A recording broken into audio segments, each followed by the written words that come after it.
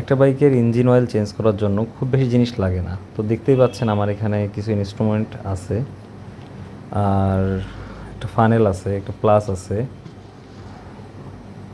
তো প্রথমেই engine oil change করার জন্য নিচের থেকে বোল্টটা খুলে নেওয়ার পরে ইঞ্জিন ড্রেন দিলাম।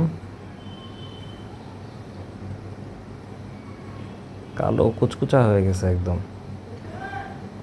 আর এটা হচ্ছে আপনার ম্যাগনেট নাট, যেটা ইঞ্জিনের নিচে থাকে, এবং ইঞ্জিনের যে লোহার কুচি যেগুলো পড়ে থাকে সেগুলো একদম ম্যাগনেটের মাথায় আটকে থাকে। এই যে গাদ হয়ে আছে একদম। তো এটা ভালো করে মুছে ফেলতে হবে প্রত্যেকবার ইঞ্জিন অয়েল চেঞ্জ করার সময়।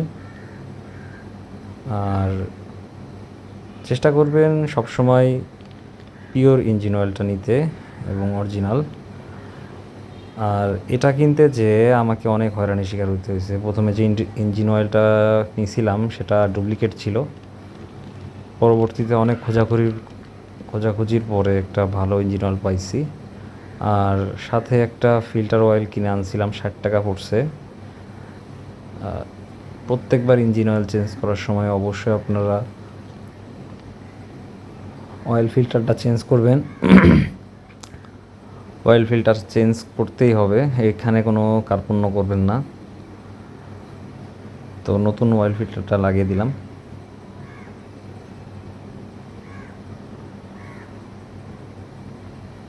এখন একটু ভালো করে মুছে নিতে হবে। মুছে অয়েল ফিল্টারটা সেট করে দিব। ভেতরটা ভালো করে মুছে নেবেন, যেন ভেতরে কোনো পোড়া মোবিল বা আগে যে অয়েলটা ছিল সেটা যেন না থাকে।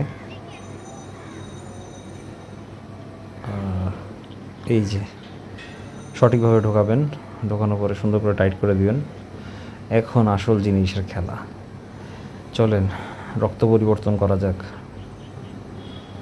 আসলে নতুন ইঞ্জিন অয়েল বা অরিজিনাল ইঞ্জিন অয়েল বাংলাদেশে চেনাটা একটু মুশকিল হয়ে গেছে। আমি 2-3টা দোকান খুঁজে একটা দোকান থেকে ইঞ্জিন অয়েলটা কালেক্ট করছি। আর আপনার বোঝার কোনো উপায় নাই যে অরিজিনাল কোনটা ডুপ্লিকেট কোনটা, একটু দেখে শুনে বুঝে নেবেন। আমি হাতে ধরেই বুঝতে পারছিলাম যে এখানে ঝামেলা আছে, ডুপ্লিকেট ইঞ্জিন অয়েল ধরলেই বোঝা যায়। তো আপনি এটা সুন্দরভাবে দেখে নেবেন, ফ্রেশ দেখে নেবেন, যেন বোতলের গায়ে কোনো কাটা ছেঁড়া না থাকে, তাহলেই হবে। তো খুব সহজেই বাসাতেই আপনি নিজের বাইকের নিজেই ইঞ্জিন অয়েলটা চেঞ্জ করে নিতে পারেন। ধন্যবাদ।